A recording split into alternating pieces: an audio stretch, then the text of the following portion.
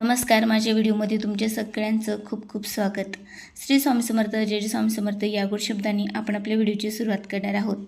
तर यावर्षी यंदा 20 मार्च 2026ला श्री स्वामी समर्थ प्रगट दिवस आहे. वार शुक्रवार राहणार आहे आणि त्याच्या आधीची कोणती सेवा करायची आहे तीच आपण माहिती या व्हिडिओमध्ये बघणार आहे. 21 दिवसाची सेवा आपण करणार आहे. ही सेवा अत्यंत महत्त्वाची ठरणार आहे. बघा, चैत्र शुक्ल द्वितीया या दिवशी महाराजांचा प्रगट दिन साजरा केला जातो. तर आता ही सेवा सुरू कधी करायची आहे तर 28 फेब्रुवारी ते 20 मार्च हा जो कालावधी आहे यामध्ये 21 दिवसाची स्वामीची सेवा आपल्याला करायची आहे. 28 ते 20 मध्ये बऱ्याच अडचणी असतात, महिलांचा मानसिक धर्म असतो किंवा काही अशा अडचणी असतात की आपल्याला काही कारणास्तव सेवा केली जात नाही. त्यामुळे आधीच ही सेवा आपल्याला चालू करायची आहे. तर 28च्या आधीसुद्धा तुम्ही 20, 22, 24 तारखेपासून ही सेवा चालू करू शकता. त्याचबरोबर 20 तारखेच्या नंतरसुद्धा तुम्ही ही सेवा करू शकता. फक्त आपल्याला शक्य असेल तेवढं 20 मार्चपर्यंत म्हणजे आधीची आहे ती आपली सेवा झाली पाहिजे. 21 दिवसाचं जे पारायण आहे ते पूर्ण झालं पाहिजे. 21 दिवसाचं पारायण श्री स्वामी समर्थ चरित्र ग्रंथ पवित्र दिव्य अनुभूती देणार आहे. मनातील सर्व इच्छा पूर्ण करणार आहे. म्हणून महाराजांचे नामस्मरणसुद्धा आपल्याला करायचे आहे. तर आपल्याला 21 दिवसाचं पारायण करायचं आहे. आता ज्या लोकांना एक पारायण कसं करायचं नाही त्यांच्यासाठी थोडक्यात माहिती. तर एक पारायण म्हणजे 1 ते 21 अध्याय तुम्हाला पठण करायचे आहेत. आता तुम्ही एका दिवसामध्ये 7 अध्यायसुद्धा घेऊ शकता किंवा मग एकाच वेळेस तुम्ही 21 अध्यायसुद्धा घेऊ शकता. त्याचबरोबर एका दिवशी तुम्ही 2 पारायणसुद्धा करू शकता. आता सगळ्यात आधी पहिला दिवस असतो त्या दिवशी आपल्याला संकल्प करायचा असतो.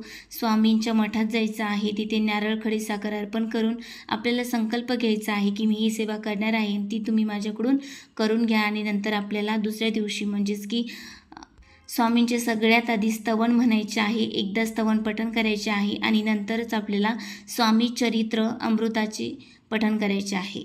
हे पारायण करत असताना काही नियम आहे की जो व्यक्ती पारायण करणार आहे त्याने मांसाहार टाळायचा आहे, त्याने खायचं नाही आहे. त्याचबरोबर पारायण वाचताना काळे कपडे घालायचे नाही आहे. त्याचबरोबर अन्न जे आहे ते वज्र मानण्यात आलेलं आहे. तुम्हाला बाहेरचं कोणतंच अन्न खायचं नाही. हॉटेलचं, लग्न कोणत्या ठिकाणी गेले तरीसुद्धा खायचं नाही आहे. त्याचबरोबर तुम्ही माहेरचं खाऊ शकता. जर तुम्ही माहेरी गेले असाल तिथलं अन्न तुम्ही खाऊ शकता. पण लग्न वगैरे असेल तर ते अन्न जे आहे ते आपण खाऊ शकत नाही. स्वामींचा 11 माळीचा जप तुम्हाला घ्यायचा आहे. सकाळ संध्याकाळ कधीसुद्धा घेऊ शकता.